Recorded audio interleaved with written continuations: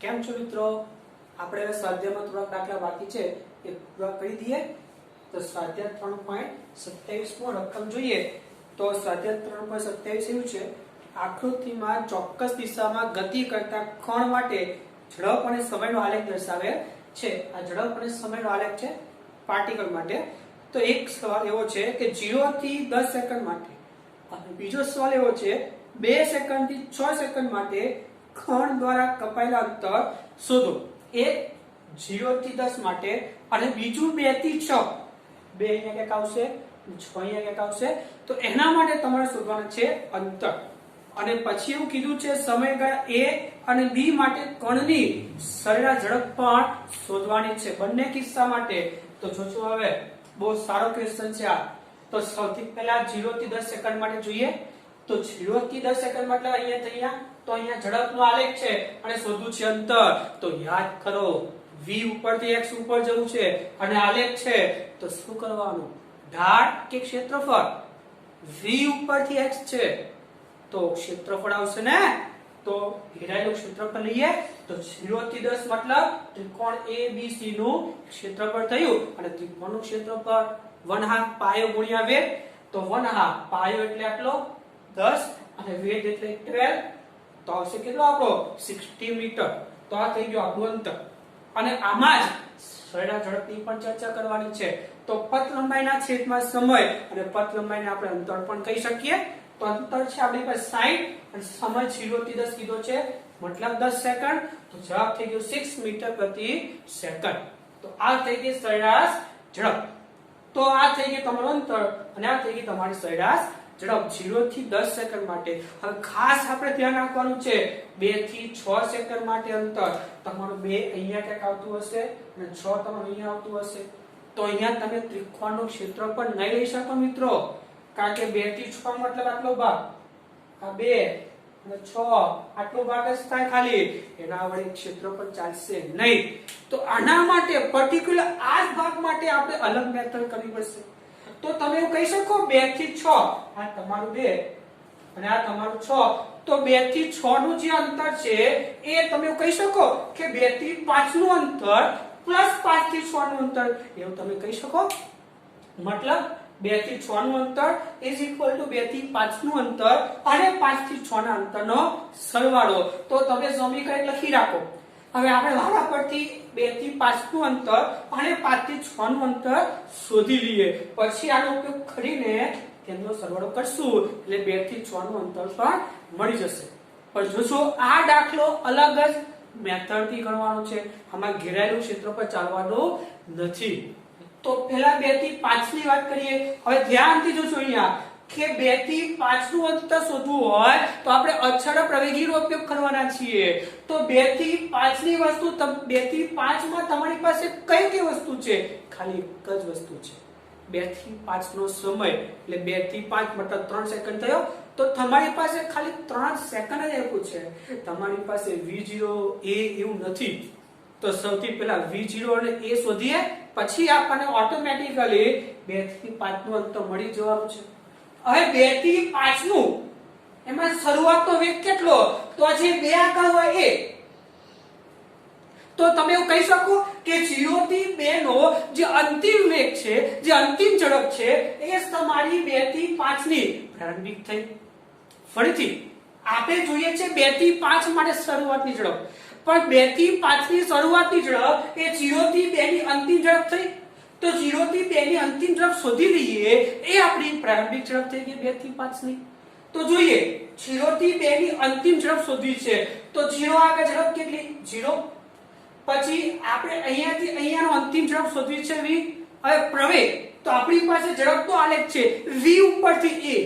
યાદ કરો v ઉપરથી a જવું હોય અને આલેખ હોય તો આપણે ઢાળ શોધતા હતા, બરોબર? તો ઢાળ શોધીને આપણને પ્રવેગ મળી જાય. તો a એટલે ઢાળ. તમે કોઈ પણ બે બિંદુ લઈ શકો, કારણ કે આવો આલેખ છે આપણે જોઈ ગયેલા છીએ. તો તમે આ બે બિંદુ લો, એટલો જ પ્રવેગ આના માટે પણ લાગુ પડે અને આના માટે પણ લાગુ પડે. તો y2 એટલે 12, y1 એટલે 0.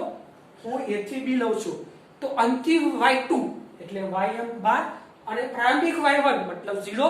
તો 12 - 0 છેદમાં x2 - x1 તો b આગળ x2 એટલે 5 અને x1 એટલે 0 તો 5 - 0 તો પ્રવેગ થઈ ગયો 2.4 તો v00 પ્રવેગ થઈ ગયો t બરાબર 0 થી 2 એટલે 2 સેકન્ડ અને અંતિમ ઝડપ આપણે શોધવી છે જે આપણી 2 થી 5 માટે શરૂઆતની ઝડપ થશે તો v બરાબર v0 + at v0 એટલે 0 a એટલે 2.4 અને t એટલે 2 એટલે આપણને અંતિમ 4.8 મળી જાય જે 0 થી 2 ની અંતિમ પણ 2 થી 5 ની શરૂઆતની થઈ તો 2 થી 5 ની શરૂઆતની ઝડપ કેટલી 4.8 અને પ્રવેગ તમે જે 0 થી 2 નો લીધો છે એ જ તમારો 2 થી 5 નો થવાનો તો પ્રવેગ આપણે લઈ શકો કેટલો થઈ ગયો પ્રવેગ થઈ ગયો 2.4 પછી v તમે 2 થી 5 નો લખી દો a બરાબર કેટલું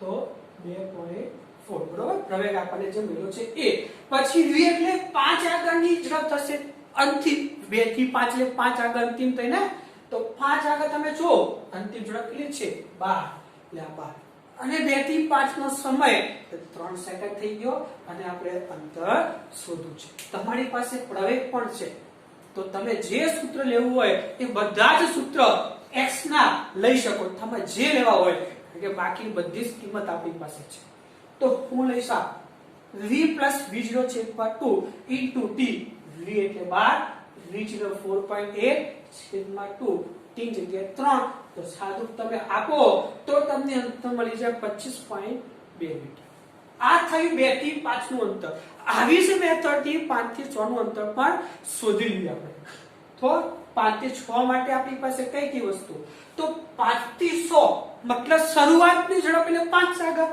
તો 5 આગળ ઝડપ છે શોધવાની જરૂર નથી આપણે કેટલી છે 12 એટલે v0 બરાબર 12 હવે પ્રવેગ એટલે ઢાળ જો હવે આ ઢાળ ખાલી a થી b માટે લાગુ પડે 2.4 આપણે 6 આગળ લેવું છે મતલબ આ સમયગાળા માટે તો આપણે b થી c નો ઢાળ લેવો પડશે તો b થી c માટે શરૂઆત કહેવાય b અને અંતિમ કહેવાય c તો y2 એટલે c આગળ જો 0 y1 એટલે b આગળ 12 તો થઈ ગયું 0 - 12 છેદમાં x2 તો c આગળ 10 અને b આગળ કેટલું થશે 5 10 - 5 એટલે -2.4 તમને ખબર જ છે ઢાળ આમ છે એટલે માઈનસ આવશે તો પ્રવેગ થઈ ગયો માઈનસ અને t આવશે 5 થી 6 એટલે 1 સેકન્ડ થઈ તો 1 સેકન્ડ અને આપણે શોધવું છે x56 અંતર તો આપણી પાસે સૂત્ર છે v0t + half at2 એમાં v0 બરાબર 12 t જગ્યાએ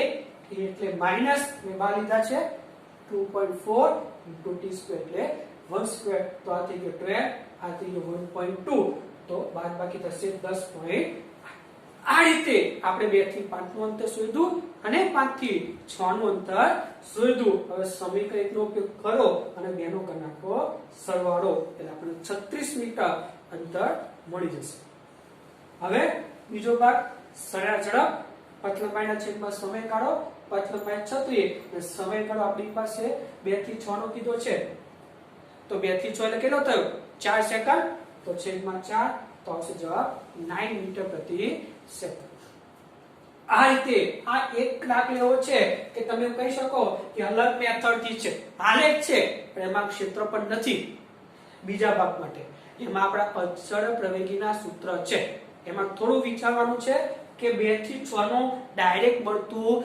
નથી પહેલા 2 થી 5 નું અંતર શોધવું પડે અને પછી 5 થી 6 નું અંતર લેવું તો 2 થી 5 ના અંતર માટે આપણી પાસે માત્ર સમય છે આપણી પાસે v0 નથી કે a નથી તો પહેલા આપણે v0 ને a શોધવું પડે તો v0 2 થી 5 નું a 0 થી 2 નો અંતિમ ઝડપ થાય તો પહેલા 0 થી 2 ને અંતિમ ઝડપ શોધી લેવાની સૂત્ર ઉપરથી અને એ ઝડપ બેઠે તમે 2 થી 5 ની શરૂઆત લઈ શકો પછી પ્રવેગ માટે ઢાળ એ પ્રવેગ તો મળી ગયો પછી આરાથી સૂત્રમાં કિંમત મૂકો એટલે 2 થી 5 નું અંતર મળી જાય એવું જ 5 થી 6 માટે શોધી લેવાનું અને પછી બેનો સરવાળો કરી દેવાનો અને છેલ્લે સરેરાશ ઝડપ લેવાની પથ લંબાઈના છેદમાં સમય કરો એટલે તમને 9 મીટર પ્રતિ સેકન્ડ મળી જશે થશે નેક્સ્ટ જોઈએ જો હવે મેં તમને કીધું હતું કે પથ લંબાઈ અને સ્થાનાંતરના અમુક દાખલા ચોથા ચેપ્ટરમાં પણ છે, તો એ દાખલા આપણે અત્યારે લઈ લઈએ છીએ. તો સ્વાધ્યાય 4.8 શું કહે છે રકમ? રકમ એવું છે, 3 છોકરીઓ 200 મીટર ત્રિજ્યાવાળી વર્તુળાકાર રિંગમાં, ત્રિજ્યા છે 200 મીટર, આ વર્તુળાકાર રિંગ છે, બરફની સપાટી પર સ્કેટિંગ કરી રહી છે. તે સપાટીની કિનારી પર બિંદુ P થી સ્કેટિંગ શરૂ કરે છે. અહીંયાથી સ્કેટિંગ શરૂ કરે છે 3 છોકરીઓ, તથા P ના વ્યાસાર્ધ બિંદુ Q પર જુદા જુદા પથો પર થઈને આકૃતિમાં દર્શાવ્યા પ્રમાણે પહોંચે છે. 3 છોકરીઓ, એક સીધે સીધી જાય, બીજી આ રીતે જાય છે, ત્રીજી આ રીતે જાય છે, 3 અલગ અલગ રસ્તે જાય છે, પણ જાય છે P થી Q. તળેતર પહેલું સ્થાન પણ P તળેતરનું અને છેલ્લું સ્થાન તળેતરનું Q જ છે. દરેક છોકરીના સ્થાનાંતર નું મૂલ્ય કેટલું છે અને કઈ છોકરી માટે તેનું મૂલ્ય તેના પથ લંબાઈ જેટલું થશે. બે વસ્તુ કીધું છે કે આ ધણતર માટે સ્થાનાંતર કેટલું અને ધણતરમાંથી એવું કયું મૂલ્ય છે સ્થાનાંતરનું જે તેની પથ લંબાઈ જેટલું છે. તો આ બંને જવાબ આપણને આવડે એવા છે. સૌથી પહેલા સ્થાનાંતર. તો સ્થાનાંતર એટલે શું? અંતિમ સ્થાન માઈનસ પ્રારંભિક સ્થાન. તમે જોઈ શકો છો તરણેતરના પ્રારંભિક સ્થાન અહીંયા અને તરણેતરના અંતિમ સ્થાન અહીંયા. તો મતલબ અંતિમ માઈનસ પ્રારંભિક તક તમે કરશો એટલે તરણેતરનું કેવું થશે? સરખું. જોજો મિત્રો, અહીંયા સ્થાનાંતર પૂછ્યું છે, પથ લંબાઈ નથી પૂછી. જો પથ લંબાઈ કીધી હોય તો તમારે તરણેતરના માર્ગ અલગ અલગ લેવા પડે, પણ અહીંયા સ્થાનાંતર પૂછ્યું છે, જેમાં માત્ર અંતિમ અને પ્રારંભિક બિંદુને જોડવાના જ હોય. તો પહેલું અને છેલ્લું બિંદુ તરણેતરના સરખા, તો તરણેતરના માટે સ્થાનાંતર કેવું થઈ ગયું? સરખું થઈ ગયું. તો તરણેતર માટે સ્થાનાંતર શું લખાય? તમે જોઈ શકો છો આ સ્થાનાંતર જે વ્યાસ કહેવાય, વ્યાસ એટલે ત્રિજ્યાનું બમણું, 2 ટાઈમ્સ ત્રિજ્યા, તો થઈ ગયું 400 મીટર. આ તરણેતરની સ્થાનાંતર થયું, કારણ કે તરણેતર માટે પહેલું અને છેલ્લું સ્થાન કેવું છે? સરખું છે. ભલે માર્ગ અલગ અલગ છે, પણ સ્થાનાંતરમાં માર્ગનું કોઈ મહત્વ નથી. ખાલી પહેલું અને છેલ્લું સ્થાન જોઈન કરવાના હોય, તો પહેલું અને છેલ્લું સ્થાન જોઈન કરી દો તો વ્યાસ મળી જાય, જે તરણેતર માટે સરખું થવાનું છે. તો આ તરણેતર છોકરીઓ માટેનો જવાબ આવી ગયો. હવે આ ત્રણમાંથી કયું સ્થાનાંતરનું મૂલ્ય તેને પથ લંબાઈ જેટલું હોય? તમને ખ્યાલ છે આ પથ લંબાઈ, આ પથ લંબાઈ અને આ પથ લંબાઈ, આ ત્રણમાંથી એવું કયું મૂલ્ય જે તેના સ્થાનાંતર જેટલું આવે? A આવે, B આવે કે C આવે? જો સ્થાનાંતર અને પથ લંબાઈ સરખું હોય એવું કીધું છે, તો A આવે ખરો. A નું સ્થાનાંતર આમ અને પથ લંબાઈ સીધી જ હતી, સોરી પથ લંબાઈ આમ હતું અને સ્થાનાંતર સીધું જ હતું, તો સરખું છે નહીં. એવું C આગળ, C આગળ માટે પથ લંબાઈ આ રીતે અને સ્થાનાંતર સીધું, એ પણ આવે નહીં. તો જવાબ આપણો થયો B, કારણ કે B નું પથ લંબાઈ પણ સીધી અને સ્થાનાંતર પણ આપણે સીધું જ મળ્યું. તેવું કહી શકો કે B માટે સ્થાનાંતર અને પથ લંબાઈ કેવી થશે? સરખી થશે. આ તમારો જવાબ થઈ ગયો. ખબર પડી? કારણ કે A નો માર્ગ અને C નો માર્ગ અલગ અલગ છે સ્થાનાંતર કરતા, એટલે એની પથ લંબાઈ સરખી થવાની નથી. પણ B જે છે એને સ્થાનાંતર અને પથ લંબાઈ કેવું છે? એક સરખું છે એવું તમે કહી શકો છો. બરોબર? લખી લો. ચલો પછી આગળ આપણે જઈએ. ચાલો મિત્રો આગળ જઈએ. સ્વાધ્યાય 4.11. તો રકમ આવી છે, એક મુસાફર એક નવા શહેરમાં સ્ટેશન પર ઉતરીને ટેક્સી કરે છે. સ્ટેશનથી સુરેખ રોડ ઉપર તેની હોટલ 10 કિલોમીટર દૂર છે. ધારો કે અહીંયા ઉતરે છે સ્ટેશન, ત્યાંથી સુરેખ રસ્તા પર 10 કિલોમીટર દૂર તેની હોટલ છે. અહીંયા ટેક્સી ડ્રાઈવર મુસાફરને 23 કિલોમીટર લંબાઈના વાંકા ચૂકા માર્ગે 28 મિનિટમાં હોટલ ઉપર પહોંચાડે છે. અહીંયાથી ટેક્સી ડ્રાઈવર એને સીધે સીધો લઈ જતો નથી, પણ એને વાંકા ચૂકા માર્ગે 23 કિલોમીટર ફેરવીને હોટલ સુધી લઈ જાય છે. અને ત્યાં સુધી સ્ટેશન થી હોટલ સુધી પહોંચવાનો સમય 28 મિનિટ એટલે કે 28/60 કલાક છે, કારણ કે આ બધું કિલોમીટરમાં છે તો આને આપણે કલાકમાં લઈ જવું પડે. તો પૂછ્યું છે શું? સૌથી પહેલો સવાલ ટેક્સીની સરેરાશ ઝડપ અને બીજો સરેરાશ વેગનું મૂલ્ય કેટલું છે એવું આપણને પૂછેલું છે. શું આ બંને સમાન છે એવું આપણને પૂછ્યું છે. તો તમે જોઈ શકો છો પહેલો સવાલ સરેરાશ ઝડપ જોઈએ આપણે. તો સરેરાશ ઝડપ એટલે શું? પથ લંબાઈના છેદમાં સમયગાળો. જો પથ લંબાઈ એટલે તમે જે માર્ગે જાઓ છો એ માર્ગ તમારે લેવો પડે. તમે જાઓ છો આ માર્ગે તો તમારા માટે પથ લંબાઈ થઈ ગઈ 23 કિલોમીટર. તો પથ લંબાઈ કે 23 અને સમય 28/60 છેદનો છેદ જાય ઉષ્મા તો 60 ઉષ્મા તો તમે ગુણાકાર કરશો તો 49.3 કિલોમીટર પર કલાક મળશે. આ થયું તમારું સરેરાશ ઝડપ. હવે શોધીએ સરેરાશ વેગ. સરેરાશ વેગ એટલે સ્થાનાંતરના છેદમાં સમયગાળો. સ્થાનાંતરમાં માર્ગ અગત્યનો નથી, ખાલી પહેલું સ્થાન અને છેલ્લું સ્થાન જોઈન કરો તો પહેલું અને છેલ્લું તમે જોઈન કરી દો તો જે 10 કિલોમીટર છે એ આપણું સ્થાનાંતર થઈ ગયું કહેવાય. તો સ્થાનાંતર 10 સમય તો આટલો જ છે. આ છેદનો અંશમાં 600/28 તો 21.43 કિલોમીટર પર કલાક છે. તો આ થઈ ગયું સરેરાશ ઝડપ અને આ થઈ ગયો સરેરાશ વેગ.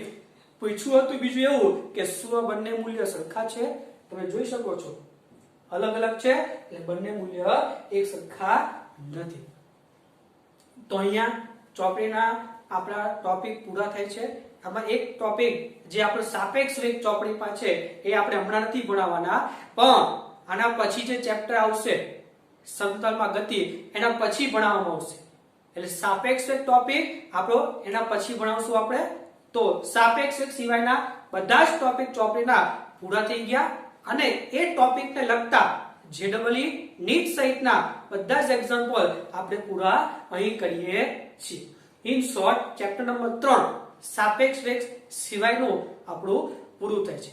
સાપેક્ષ વેગ આપણે પછી કરશું, બરોબર?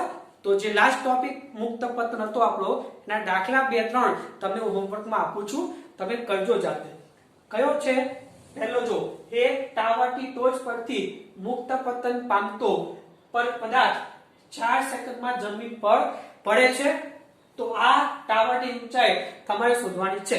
તમારા માટે હિન્ટ હું બાજુમાં આપું છું. તમને શું કીધું છે? એક ટાવરની ટોચ પરથી, ધારો કે ટાવર તમે લો તો આ ટાવરની ટોચ ઉપરથી એને મુક્ત પતન કરવાનો તો v0 બરાબર 0 થશે અને 4 સેકન્ડમાં જમીન ઉપર અહીંયાથી અહીંયા આવવા માટે લાગે છે 4 સેકન્ડ. તો તમારે શોધવાની છે ટાવરની ઊંચાઈ. બટ અહીંયાથી એનું આ x તમારે શોધવાનું છે. આપણને ખબર છે a બરાબર -g એટલે કે -10 લેજો. અહીંયા મેં 10 કીધું છે. જો કીધું હોય 10 તો 10 લેવાનું, ના કીધું હોય તો બાય ડિફોલ્ટ 9.8 લેવાનું થશે. તો તમારી પાસે v0 a અને t છે, તમારે x શોધવાનું છે. તો અચળ પ્રગતિનું કયું સૂત્ર લેવાનું એ વિચાર લેવાનું. v0 a t અને x વાળું. અંતિમ વેગ નથી એટલે અંતિમ વેગ વાળું કોઈ લેતા નહીં, માત્ર 4 હોય એવું જ લેજો અને સાદરૂપ આપજો એટલે જવાબ આવશે 80. જો આમાં સંજ્ઞા પદ્ધતિમાં ખાસ જોજો a લેવાનું છે -g, આ ભૂલવાનું નહીં. પછી નેક્સ્ટ બીજો એક તરાગને ઉર્ધ્વ દિશામાં ઉછાળતા તેથી મહત્તમ ઊંચાઈના અડધા અંતરે ઉર્ધ્વ દિશામાં ઉછાળવાનો અને મહત્તમ ઊંચાઈના અડધા અંતરે તેનો વેગ 10 મીટર પ્રતિ સેકન્ડ થાય છે. મતલબ તમે તેને ઉછાળો, ધારો કે મહત્તમ ઊંચાઈ છે, ધારો કે આપણે h લઈએ તો એના અડધા એટલે h/2 અને આ બાજુ પણ શું થાય h/2. તો વેગ કેટલો આપ્યો છે 10, મતલબ અહીંયા 10 મીટર પર સેકન્ડ અને મહત્તમ ઊંચાઈ કેટલો હોય 0. તો આ ગણાએ પ્રાપ્ત કરેલી મહત્તમ ઊંચાઈ શોધો. આખી શોધવાની છે. તો તમે જો અડધું આ શોધી લો તો આમ બમણું કરી નાખવાનું એટલે આપણને મળી જાય. તો આપણી પાસે તમે આટલા ભાગનું જુઓ ખાલી, તો આટલા ભાગનો શરૂઆતનો વેગ 10, અંતિમ થઈ ગયો 0, a બરાબર -g અને g બરાબર 10 લેજો. તમે v0 v a અને તમારે આ અંતર શોધવું છે તો સૂત્ર આપણી પાસે છે શરૂઆતનો વેગ છે અંતિમ વેગ છે પ્રવેગ છે અને x શોધવું છે તમારી પાસે સમય નથી એટલે સમયનો ઉપયોગ નહીં લેતા આમાં સમય સિવાયનું એક સૂત્ર છે આપણી પાસે એ ઉપયોગ કરજો આમાં એટલે તમને આ અંતર મળે જે અંતર મળે એનું બમણું કરી નાખો એટલે તમને h મળી જશે બરોબર પછી આનો આન્સર આવશે 10 મીટર ત્રીજો દાખલો છે એક ટાવરની ટોચ પરથી શિરોલંબ દિશામાં પ્રારંભિક વેગ u પરથી ફેંકેલો પથ્થર જમીન ઉપર 3u વેગથી પહોંચે છે મતલબ આ રીતે અહીંયા હોય ટાવર ટોચ પરથી તમારે ફેંકવાનું ઉપર તરફ અને નીચે તરફ આ રીતે આવશે તો અહીંયા u વેગ છે અહીંયા આવી જાય છે 3u વેગથી પડે છે તો આ ટાવરની ઊંચાઈ શોધો તમારે આટલી ઊંચાઈ શોધવાની છે તો કેટલા મળશે આપણે આવો દાખલો બુકમાં જોઈ ગયેલા છીએ તમને ખબર છે કે અહીંથી ઉપર જાય અને આને સમકલ જે નીચે આવે તો જેટલી ઝડપ અહીંયા હોય એટલી જ અહીંયા આવવાની છે તો આપણા માટે ખાલી અહીંયાથી અહીંયા માટે શરૂઆતનો વેગ થઈ ગયો u અને અંતિમ વેગ થઈ ગયો 3u આ u અને આ 3u પછી તમારી પાસે a બરાબર -g તો છે જ તો તમારી પાસે શરૂઆતનો વેગ અંતિમ વેગ અને a છે તમારે શોધવાનું છે x આપણી પાસે સૂત્ર છે v0 v a અને x તો જો t નથી એ t વાળું મૂકતા નહીં તો મૂકશો તમે એટલે તમને જવાબ